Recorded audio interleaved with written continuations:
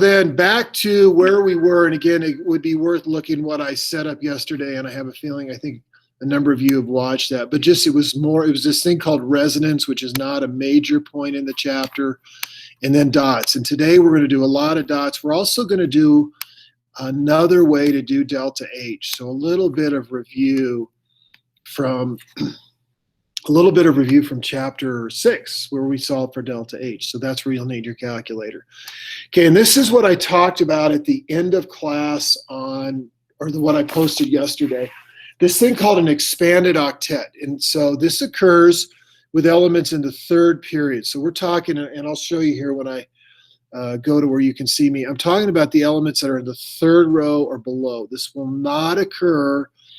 You're going to see some dot structures today in the next couple of days that we never did in first year chem. But in the first row and the second row, there's just S's and P orbitals. But beginning in the third row, because on the third level, D's are introduced, they can, bonding can now expand into the third row. And so it becomes a little bit different dot structure than it has been in the past. So I'm going to do these ones I've got on the screen, and if you and I know I'm repeating for those that have watched the video, you've seen me do SF2, but I'm just going to do all these, and then I'm going to have you guys do a couple of them here. So, and again, this is going to be a new way of doing dots. Okay, so what I was just talking about, this expanded octet thing, does not apply to elements in the first and the second row. And for the first and the second row, if an element comes from the first or the second row, can do it the way you learned in first year chem, or the way I taught it in first year chem, or I kind of retaught it to you, is where just do the dot structure of each individual element and then connect the single dots, okay? But that's not going to work on a lot of the ones we're going to do. So beginning in the third row and lower, we're going to have to do this expanded octet thing. Okay, so here we go. Okay, so I'm going to do SF2, and I did this in class. I did this in the video that I presented yesterday, SF2. So I'm just going to do this again. And again, if you can't see or I'm going too fast, just speak up. Just speak up. Okay, so, and again, I did this. I'm going to go through this one fairly quickly. I did this one in the video for yesterday. But remember, the first thing I do is I count the valence electrons. So sulfur 6, fluorine is 7 times 2 is 14. So that's 20. So I get a total of 20 dots.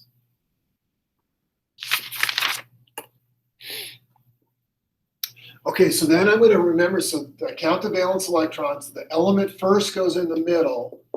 The element that's written first in the formula goes in the middle, and then the other elements go around it. Okay, and then I fill the outer shell of everything, which means 8. I want 8 electrons. Okay, now I'm going to count. So I did the valence electrons, the element first in the middle, the other elements around it. I fill their octets, and now I count. I got 2, 4, 6, and that is 8. 10, 12, 14, 16, 18, 20. Done.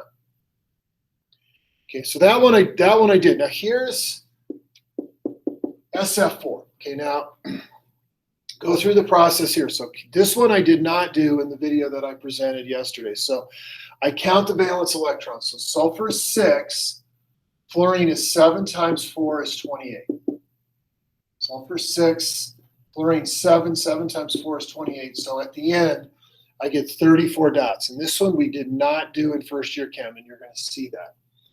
Okay, so again, the element that's in the that's written first goes in the middle, and the other elements around it. So the element first goes in the middle, the other elements around it. Okay, and now I'm going to fill the octet of everything, which is the fluorines.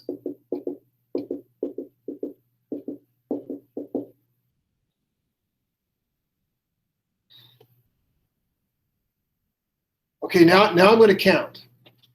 So I get, right now I have 2, 4, 6, 8, 10, 12, 14, 16, 18, 20, 22, 24, 26, 28, 30, 32. So right now I have 32 dots.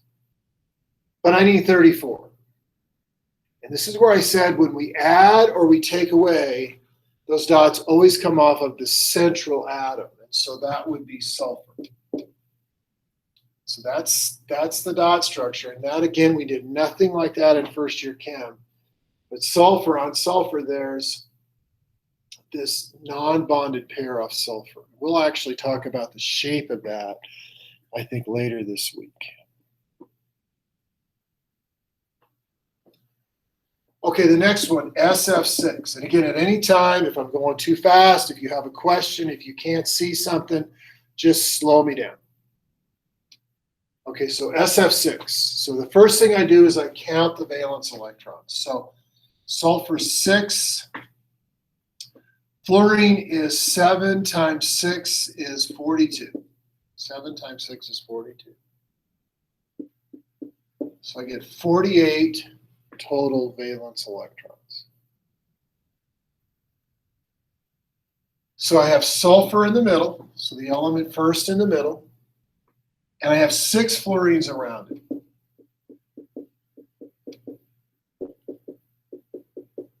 And we're going to get into, probably Thursday and Friday, we're going to get into shapes. We'll talk about the shape of this, which is something we did not talk about in first year chem. Okay, so now I'm going to fill the octet of everything. So we have 8 electrons on everything.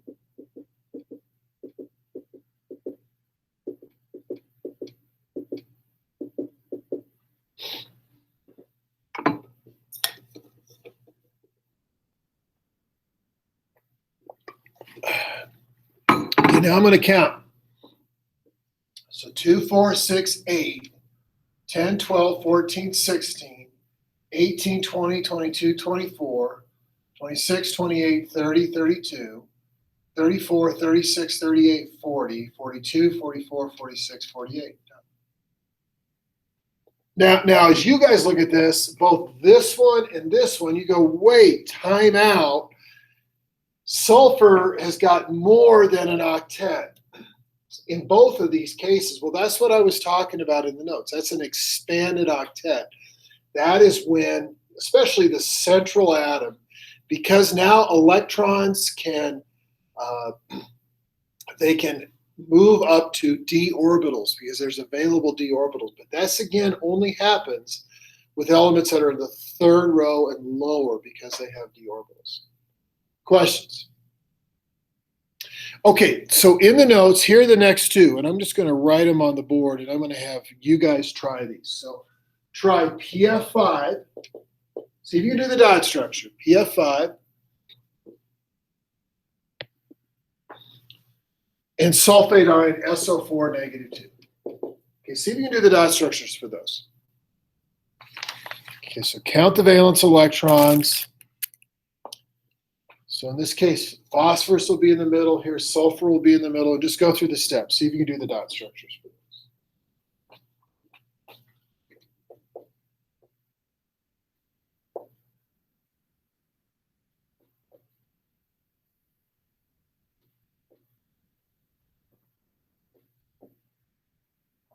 those. Mr. Wood, I'm having a hard time seeing you, so I'm going to leave and come back. Okay.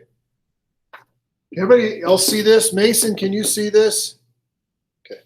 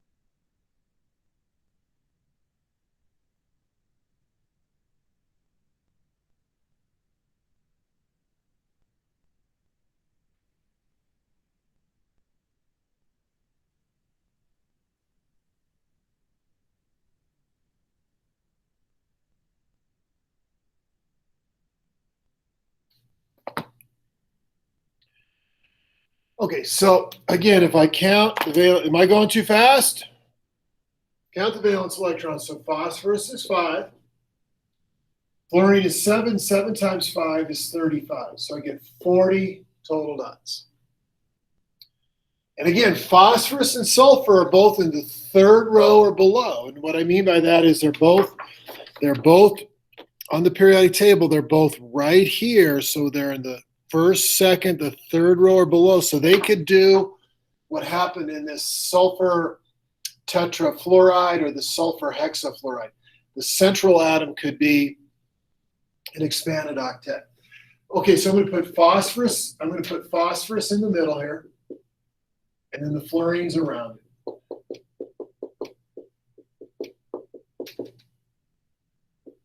Okay, and then I'm going to fill the octets.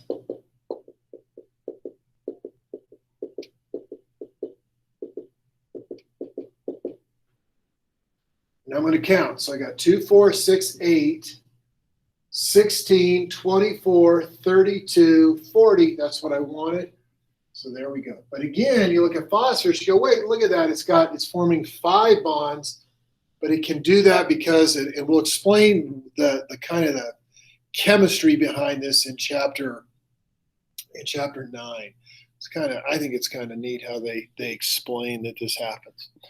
Okay, here. So if I count the valence electrons, sulfur 6, oxygen 6 times 4 is 24, and then -2 means you get 2 more. So I have 32 total dots. Okay, so sulfur in the middle, the oxygens around it. Fill the octets of the oxygens.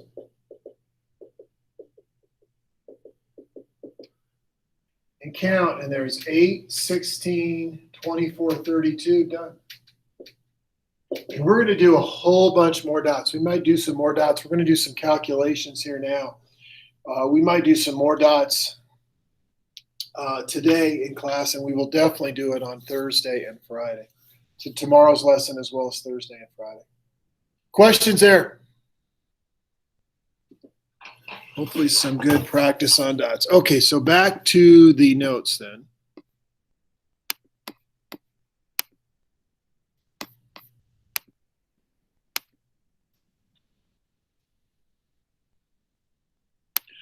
Okay, the next page. Also note too, so we just did PF5 and SO4, and again, you guys can be working on the lab. You guys can be working on textbook problems. Probably Thursday, Friday, I'll post the quiz. It won't be due till you'll hand it to me in person when you guys are back, just so you guys can begin to work on that. But you guys can be working on textbook problems. So, okay, so the next thing is something I talked about a little bit in our I think it was last on Friday. Relationship between bond type energy and length. So if you look at these, and I didn't write it out, but if you look at the first three, and if I ask you, what do you think would happen to the length of a bond when we go from a single bond to a double bond, or a double bond to a triple bond? I think you would say that the double bond is shorter than the single bond, and the triple bond is shorter than the double bond, because there's more pull. They're pulling together, and that's exactly what happens. But it's not in a ratio, and this is what you might want to note on this slide, is that double bonds are shorter, but they're not half as short.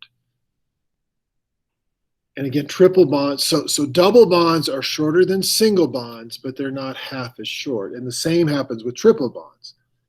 There's not a ratio there. Triple bonds are shorter than double bonds, but there's not a ratio.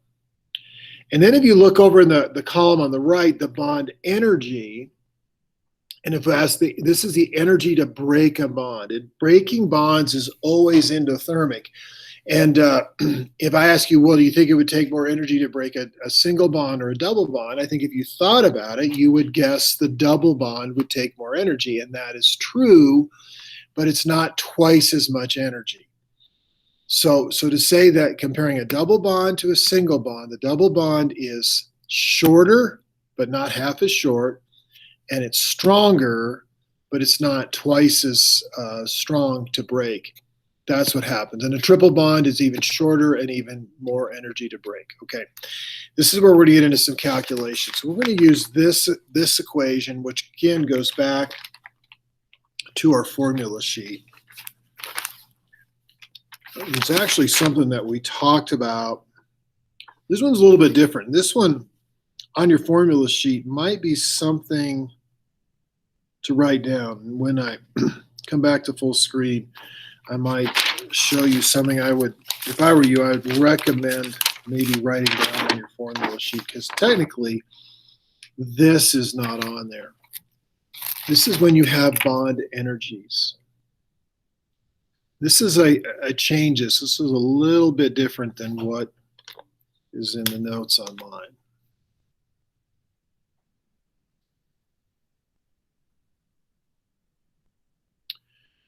And this goes back to something that I talked about earlier in this chapter, is that bond breaking, like for the reactants, that's what's going on, is bonds are broken. That is always endothermic, which means delta H is always positive. And bond forming is always exothermic. Bond forming is always going to give off energy, which means delta H is negative. Okay, so I'll say it again. So bond breaking, to break a bond, it takes energy. So that is always an endothermic process, which means delta H is always positive. And that's why it's kind of, I have the sum of the bond energies broken, the reactants, plus the sum of the bond energies formed, the products. But underneath it, I have reactants minus products. Well, technically, because when bonds form is an exothermic process, and so it's negative, and that's why it's the sum of the reactants minus the sum of the products. Okay, so we're going to use this table here. Okay, and I'm going to do an example, and I'm going to get you started on a second example. Not a difficult process, but it's one that again, as long as we're careful, as long as you're careful, you're going to be okay with this. But you have to be given a table like this, or you have to be given the energy values. So let's go on to the next slide. Okay, so we're going to calculate delta H for this. So I'll give you a second to copy this down, and then we're going to go through this one.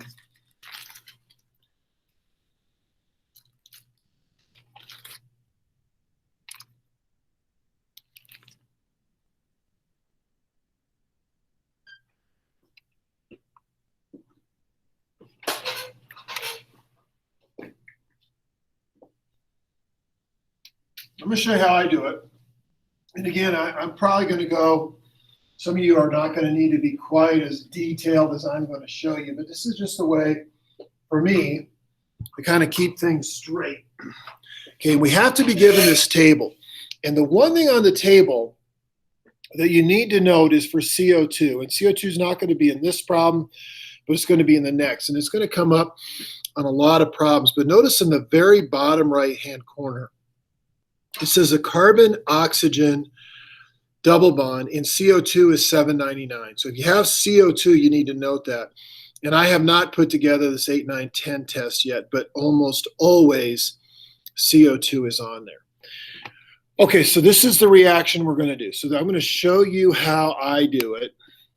And again, it's not a difficult process, but you have to have the table to do it. So what I'm going to do is I've got H2 plus Cl2 makes 2HCl. This is what I do. This is how I do it, okay? Is I always write out the dot structures or the Lewis structures for everything. So H2 is going to look like this. And Cl2 is going to look like this.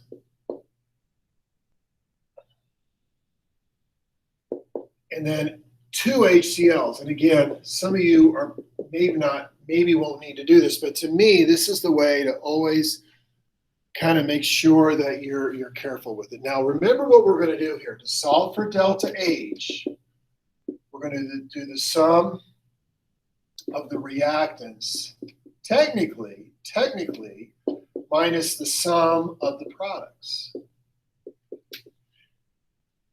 Now, this might be something to write on your formula sheet. So if you get your formula sheet out, it's up to you. It's technically not on there.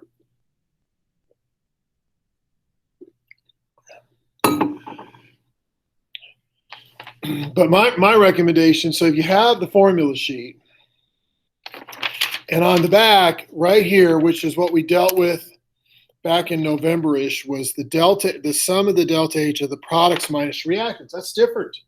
Here's reactants and products. So my recommendation is, what I would do if I were you, I would write this out if you have the bond energies. So this is just what I'm saying. And in our test, again, by this time, 2 weeks from now, you guys are going to be back in here. And whenever we have a test in here, hopefully we'll be in here the rest of the year. Who knows? Maybe we'll go on a regular schedule, but who knows? I don't know that. But it might be worth writing down. I'll always let you use your formula sheet as long as you're in here. And then when you come to the AP test, obviously they're going to give you one. Depends on who knows what's going to be going on. Okay, so what I do now is I go to that table. So I go to the table and I look up the HH bond. So, and it's actually the very first thing. So for the reactants, this is how I do it. So I have HH, I have one of them. I have 1 mole, 1 HH, and the value off of that table is 432. And technically the unit, watch the unit, is kilojoules per mole. So the 1 came from right here because there was 1 H2. This came from the table. Okay, then I've got on the reactant side Cl connected to Cl. And again, I have 1 mole because I have 1 Cl2. And so now again, I go to the table and I look up the Cl-Cl bond, which is, I'm having a hard time finding it. Cl-Cl is 239.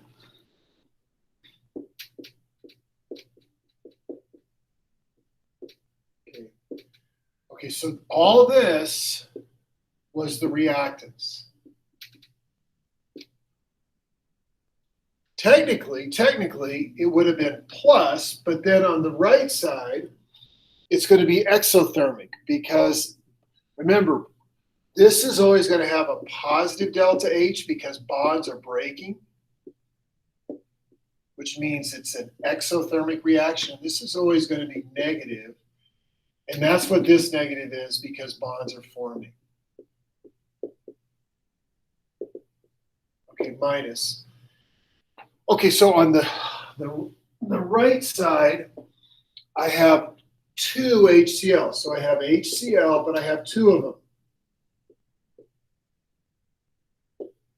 That's where the 2 came from. And then if I look up HCl It's the third one on that table. It's 427 kilojoules per mole. Okay, now I do the math. So I have 432 plus 239 is 671.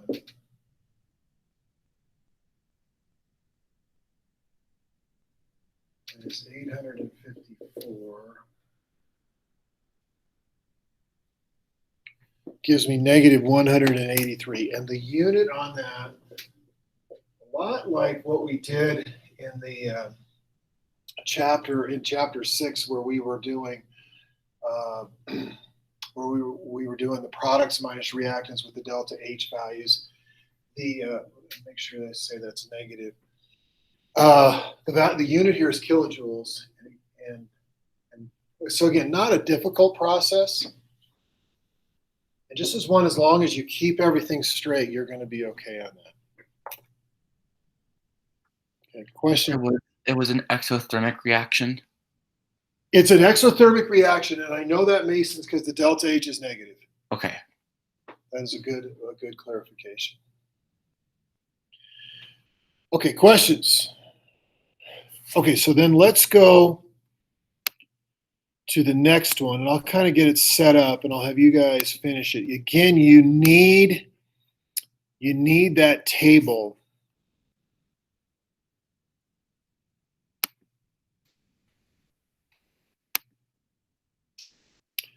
Okay, so we just did that one. And again, remember what it says there, that the CO, the carbon-oxygen double bond in CO2 is 799. Okay, so here's the next one. Let me let you guys copy this down. And to do this, you got to have that table in our book. I'm going to see if you have the book. See what page this is on.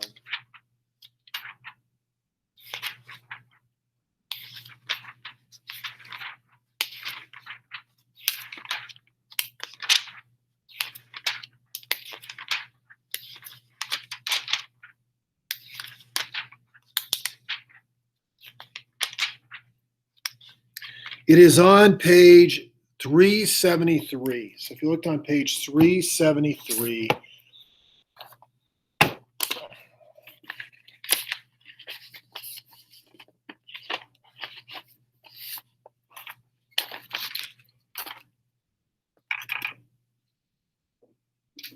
okay, so I'm going to get you started on this. And again, I'm showing you the way, to me, it kind of helps keep things straight. This is actually, this reaction here is,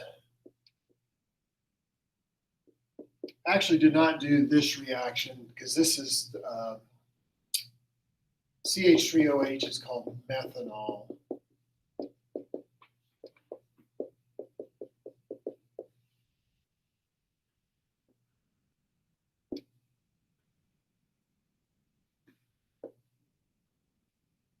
Okay, so again, to do this, you can either be looking on the notes, or I'm on page 373. 373. Okay, so I'm going to get you guys started, and I'll have you guys finish this one. Okay, so this is the equation. So again, the way I do this is how I do it, is I show the structure of everything. So I'm going to write out two of these. So CH3 is going to look like this.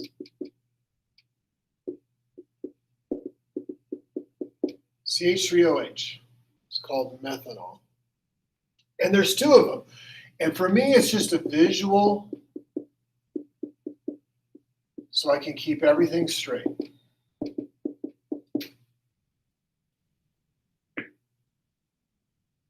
Okay, then I've got three O2s. And remember, O2 has got a double bond. So there's 1, 2, 3 of them. Now there's CO2, and this is what I was talking about. Okay, CO2. So when we look on the table, we're going to look in the bottom right-hand corner. So I have two CO2s. CO2 looks like this.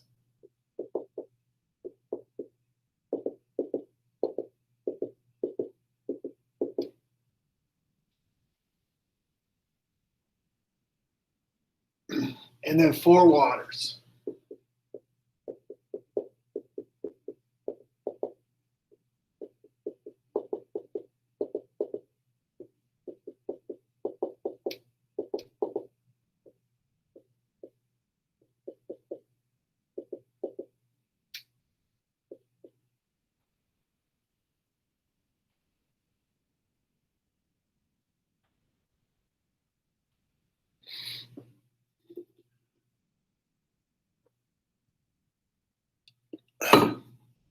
So again, I'm going to use the bond energy. So I'm going to define delta H is going to be the reactants, the sum of the reactants minus the sum of the products.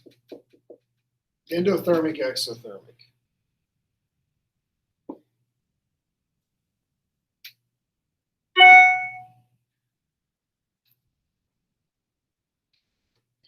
Okay, so I'm going to start off with the reactants. I'm just going to get you started, and I'll have you guys finish. Okay, so for the reactants, I have the CH bond.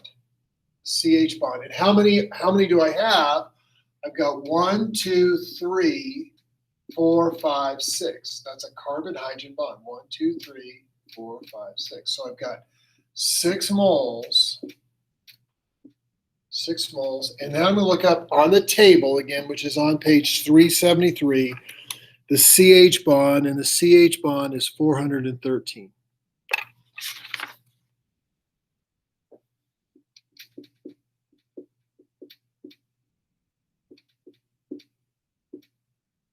So there's the CH bond. Okay, another bond here is the carbon-oxygen bond. Okay, and there's 1, 2 of those.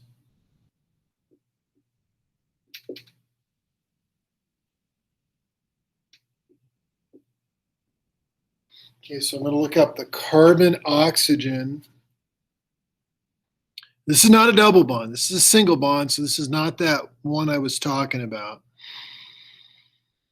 Okay, so carbon-oxygen is 358.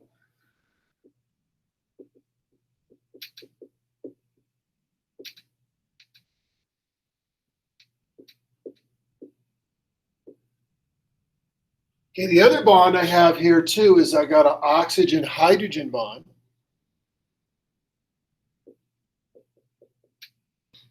And there's 1, 2 of those.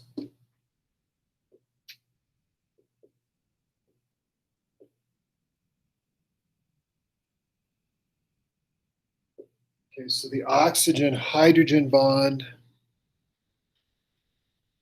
is 467.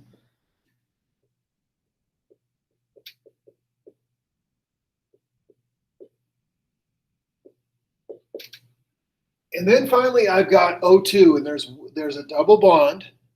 So there's 1, 2, 3 of those.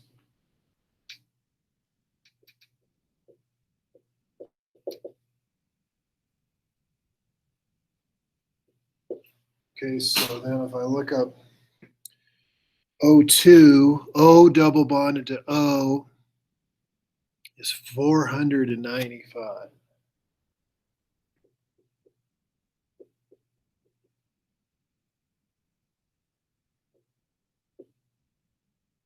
Okay, all that now minus this. Okay, so I'm going to give you guys a minute. Again, page 373. You've got, again, you use that special case for CO2. There's 4, 1, 2, 3, 4 CO2 bonds, and then oxygen, hydrogen. Okay, go ahead and take a minute. See if you guys can finish it out and calculate it all the way out to the final answer.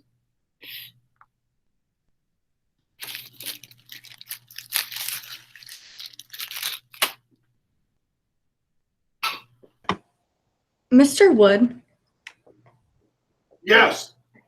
can you present the table like from the notes? Yes, I can.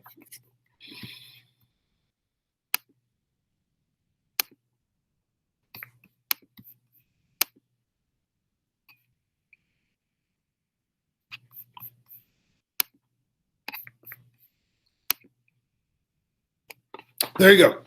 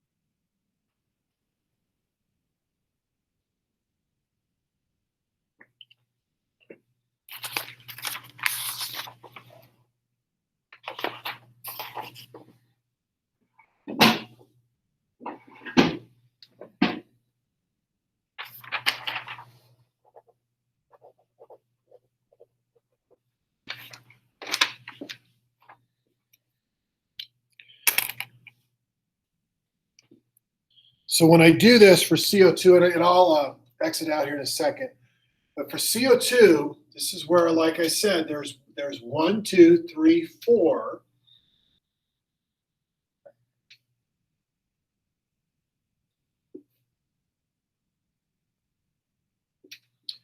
And the CO2 bond, this is in the lower right-hand corner, is 799 kilojoules per mole.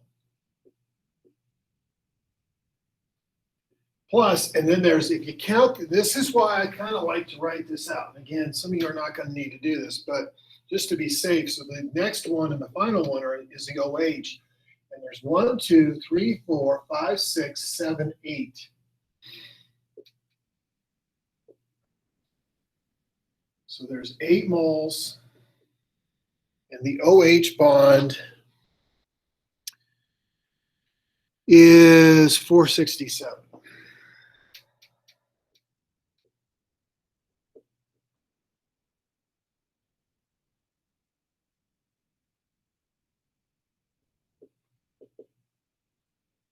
And again, it's something I say quite a bit. Also notice too, well, I'm going to exit out and come back to this. So what I get, and again, you guys go all the way to the end, what I got was negative 1,319 kilojoules. And on these, I would just go to the ones. Sig figs are always an issue. I would just go to the ones.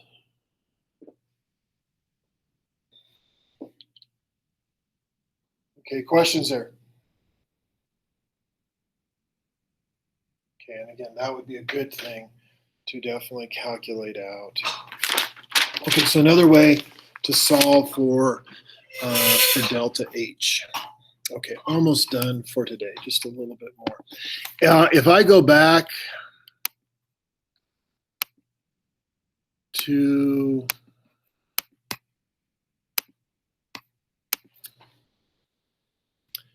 the notes again, and these are things you guys can be working on now outside of class, but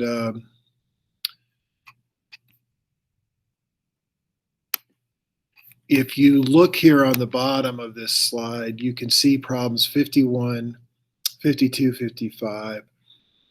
This is probably let me just go on to the next slide. So tomorrow we will not have a Google Meet. Tomorrow, though, I will have a lesson posted. You guys can be working on the lab. You guys can be working on the questions from the book. But let me go to the next slide. And this slide we've actually already done. So I'm going to go through this. This one we've already done.